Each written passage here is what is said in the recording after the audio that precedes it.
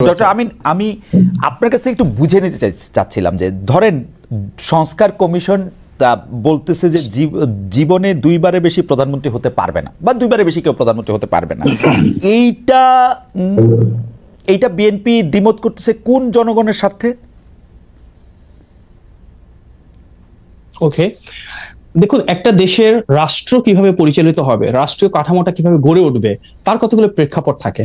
এখানে একটা ঐতিহ্যগত ব্যাপার থাকে, এখানে একটা সাংস্কৃতিক ব্যাপার থাকে, এখানে রিজিওনাল যে এক্সপিরিয়েন্স আছে সেটা ম্যাটার করে। বাংলাদেশে আমরা যেভাবে সরকার পরিচালনা করে আসছি বাংলাদেশের জন্মলগ্ন থেকে, সেটা ওয়েস্টমিনিস্টার সিস্টেমের পার্লামেন্টারি ডেমোক্রেসিক সিস্টেম। সো সেই ওয়েস্টমিনিস্টার সিস্টেমটাকে আমাদেরকে ধারণ করতে হবে। আমরা দেখেছি পৃথিবীর কোথাও আপনি একটা দেশ দেখাতে পারবেন না যেখানে ওয়েস্টমিনিস্টার সিস্টেম পার্লামেন্টারি ডেমোক্রেসি আছে, যেখানে প্রধানমন্ত্রী যে টার্ম আছে সেটা ক্যাপড, অর্থাৎ প্রধানমন্ত্রীর 2 বার বা 3 বার বা 5 বার বা 1 বার, এটা নিয়ে কিন্তু কোথাও ওয়েস্টমিনিস্টার সিস্টেম ডেমোক্রেসিতে। ডক্টর আমিন, আপনি আমাকে ক্ষমা করবেন, মানে আমি মনে হয় সিমিলার যুক্তি আওয়ামী লীগের মুখে গত 15-20 বছর ধরে শুনে আসতেছি, মানে এই ওয়েস্টমিনিস্টার টাইপ ডেমোক্রেসি, প্রধানমন্ত্রীকেই তো আসলে ক্ষমতায় থাকতে হবে। কিন্তু এইটা দিয়ে কিন্তু আমরা কিন্তু ডক্টর মাহাদি, আপনি আমি আজকে এখানে পাটোয়ারি আছেন, আমরা কিন্তু ওয়ার্স্ট সাফারার। যে একজন ভদ্রমহিলা চিন্তা করছিলেন যে তিনি 2041 পর্যন্ত নাকি 2066 নাকি 91 পর্যন্ত থাকবেন, এরকম একটা বন্দোবস্ত প্রায় করে ফেলেছিলেন। পার্টির supreme leader 2 term prime minister থাকবেন, পরে অন্যদেরকে ছেড়ে দিবেন। একটা পর্যায়ে আমরা ওয়েস্টমিনিস্টার ডেমোক্রেসির মতো একটা ম্যাচিউর ডেমোক্রেসিতে যাব, তখন নাইলে পার্টির লিডার আরও 30 বছর থাকলেন। কিন্তু এখন তো আসলে কারো পক্ষে যাতে এককভাবে ক্ষমতাটা না নিয়ে, বা মানে আপনি আমার চেয়ে এটা ভালো জানেন যে মানে সে একলা যেন না থাকে, সেইটার ব্যবস্থায় তো আমরা চাইতেছিলাম, তাই না? আপনি এখানে খুব গুরুত্বপূর্ণ একটা শব্দ বলেছেন, এখন। যে বন্দোবস্ত এটাতে এখন বা তখনকার না হয়, কারণ আপনারা বলছেন 2 টার্মের বেশি। যদি ডিসেম্বরে ইলেকশন হয়, তারপর 2 টার্ম মানে আমরা 2035 সালে চলে যাচ্ছি, তারপর আরো একটা টার্ম, তারপর আরো একটা টার্ম, 2040 সালের পরে কি ঘটনা ঘটবে সেটা নিয়ে আমরা এখন কথা বলছি। তার মানে যা কিছু আমরা চিন্তা করি না কেন, এটা কিন্তু ক্ষণস্থায়ী না। একটা দেশের রাষ্ট্র কাঠামো পরিবর্তন হতে হবে দীর্ঘস্থায়ী, সেটা হতে হবে টেকসই। এবং আপনাকে আমি একটা প্রশ্ন ছুড়ে দিই, বাংলাদেশে 2 বারের বেশি প্রধানমন্ত্রী কেউ হবেন না, সেটা পরপর হোক অথবা একটানা হোক, সবার আগে কে বলেছেন? আপনারা বলেছেন। সবার আগে কে বলেছেন? আপনারা বলেছিলেন। সবার আগে আমরা বলেছি। হ্যাঁ, কারণ হচ্ছে যে এখন আপনাদের নির্বাচনের প্রস্তুতি নাই, তাই আপনারা এটা নিয়ে তালবাহানা করছেন। আপনারাও চান যে 2 বারের বেশি প্রধানমন্ত্রী না হইতে, এটা আমি একদম শিওর। আপনাদের নির্বাচনের কোনো প্রস্তুতি নাই, আপনারা এই সরকারকে আরেকটু ফেইল্ড দেখতে চান, নিজেদের ঘর একটু গুছাইতে চান। মুখে মুখে বলেন বটে, কিন্তু আমার ধারণা বিএনপি 2 বছর পরে নির্বাচন চায়, এবং দায়টা দিবে হচ্ছে নাসিরউদ্দিন পাটোয়ারি সাহেবদের ঘাড়ে। দেখুন, গণতন্ত্রের সৌন্দর্য তো ভিন্নমত পোষণ করা, সেই ভিন্নমতটা আপনি পোষণ করছেন। তবে বাস্তবতা হচ্ছে যত দ্রুত নির্বাচন হবে, বাংলাদেশে যদি একটা মাত্র রাজনৈতিক দল থাকে তাদের সর্বোচ্চ প্রিপারেশন রয়েছে, সেটা বিএনপি।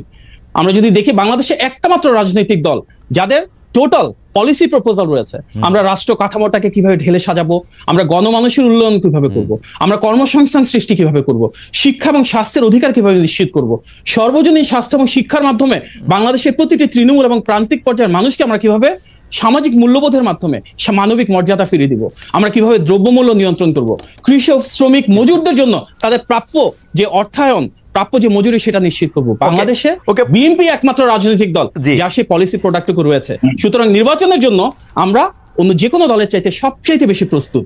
আমি জানি না আপনার ভিন্নমত থাকতে পারে না, আমার ঠিক ভিন্নমত না, আমার একটু কৌতূহল আছে। ডক্টর মাহাদি, আমি আপনার কথা শুনতে পছন্দ করি, আপনি যেভাবে যুক্তি দিয়ে কথা বলেন, মানে শান্ত থাকেন, সেটা আমার খুবই পছন্দের। কিন্তু আমি আপনার কোনো রাজনৈতিক ভবিষ্যৎ দেখি না মাহাদি।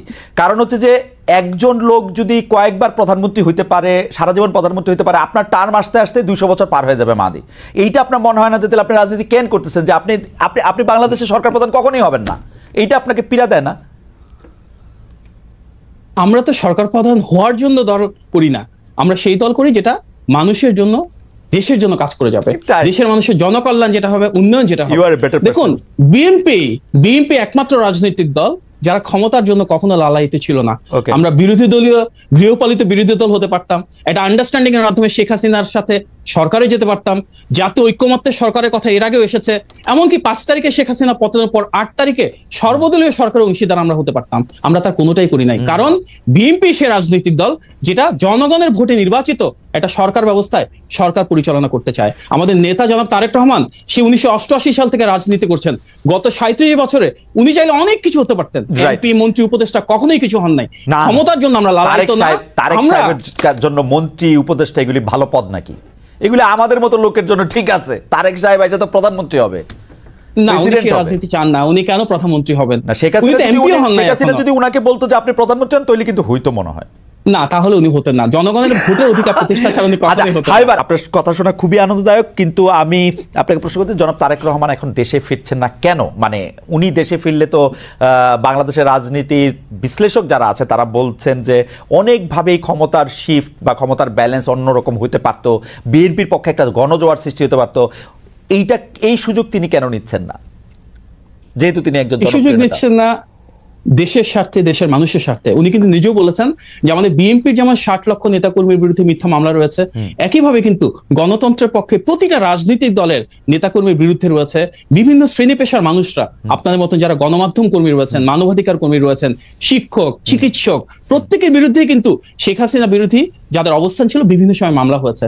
উনি সুস্পষ্টভাবে বলেছেন ওনাদের প্রত্যেকের বিরুদ্ধে যেন ন্যায় বিচার প্রতিষ্ঠা হয়, প্রত্যেকে যেন অবিচারের নামে আমরা যা দেখেছি তার থেকে প্রাপ্য বিচারটুকু পান। এটা কিন্তু ওনার একটা অগ্রাধিকারের দাবি। আমরা চাই উনি শুধু জনাব তারেক রহমান মুক্ত হয়ে সবার মামলা উঠে গেলে জনাব তারেক রহমান দেশে ফিরবেন, এটা ওনার একটা অগ্রাধিকার অবশ্যই। মানে সবার মামলা উঠে গেলে এটা প্র্যাকটিক্যালি ন্যায় বিচারে উঠবে না তো? অবশ্যই সম্ভব। ন্যায় বিচার প্রধানমন্ত্রিত্ব করতে হবে ভাই। না, উনি কেন বিদেশ থেকে প্রধানমন্ত্রিত্ব করবেন? আমরা সবসময় বলে এসেছি কি এই অন্তর্বর্তী সরকারের মূল ম্যান্ডেটটা হচ্ছে একটা অবাধ, সুষ্ঠু এবং গ্রহণযোগ্য নির্বাচন আয়োজনের পাশাপাশি বিচার বিভাগ, জনপ্রশাসন এবং আইন শৃঙ্খলা বাহিনীর সংস্কারটুকু করা। যদি বিচার বিভাগের সংস্কার ঠিক মতো হতো, গত 8 মাসেই কিন্তু আমরা দৃশ্যমান ভাবে অনেক মানুষকে এসব অবিচার থেকে মুক্ত অবস্থায় দেখতে পেতাম। কোর্টের জন্য দাঁড়ে দাঁড়ে ঘুরতে হতো না মিথ্যা মামলার জন্য। আমরা দেখেছি মিথ্যা, গায়েবী, জালিয়াতির মামলা, সেগুলো থেকে তো অবশ্যই মানুষের বিচার বিভাগের সংস্কারটা একটা জরুরি আছে, কারণ তারেক সাহেবের সব মামলা উঠে যাচ্ছে, তার নেতাকর্মীদের মামলা উঠতেছে না। এটা তো নিশ্চয়ই একটা ভালো জিনিস হচ্ছে না। আপনি নিশ্চয়ই এটার জন্য বারবার পুশ করছেন। জনাব তারেক রহমানের সব মামলা উঠে গেছে, কিন্তু ইন অ্যাবসেন্সিয়া মামলা উঠা এপিলে কিন্তু একটা, মানে আমি জানি না, মানে আমি যতটুকু আইন কানুন বুঝি আর কি। আমি আবার আসবো আপনার কাছে। ডক্টর মাহাদি, আপনাকে অনেক ধন্যবাদ। আমি কি এটার উত্তরটা একটু দিয়ে দিতে পারি? জি, দেন। আমরা দেখেছি তারেক রহমানের বিরুদ্ধে গত 16 বছরেও আওয়ামী লীগ অনেক প্রোপাগান্ডা ক্যাম্পেইন চালানোর পর একটা তথ্য প্রমাণ উপাত্ত তৈরি করতে পারে নাই।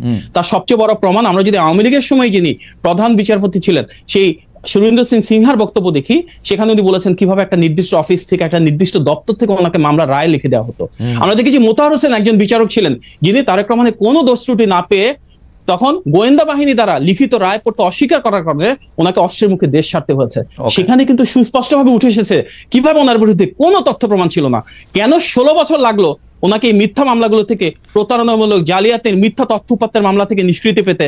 আজকে সেটা আরো বেশি বড় প্রশ্ন হওয়া উচিত। রাইট, এটা তো প্রশ্ন না, এটা তো উত্তর আছে। আপনি আমার কাছে উত্তর নেন। কারণ শেখ হাসিনা বাংলাদেশের সকল প্রতিষ্ঠানকে ধ্বংস করছিল, এর মধ্যে থেকে হচ্ছে যে বিচার বিভাগ সবচেয়ে মারাত্মক ক্ষতিগ্রস্ত হয়েছিল, সেই জন্য এরকম হয়েছে। কিন্তু এখন জনাব তারেক রহমানের বিরুদ্ধে আর কোনো মামলা নাই, হত্যা মামলা থেকে দায়, মানে যে কোনো সব মামলা থেকে তার আসলে বেকসুর উনি খালাস পেয়েছেন। এখন উনি কেন দেশে আসছেন না সেটা নিশ্চয়ই আমরা একটু আবার পরে আপনার কাছ থেকে শুনবো।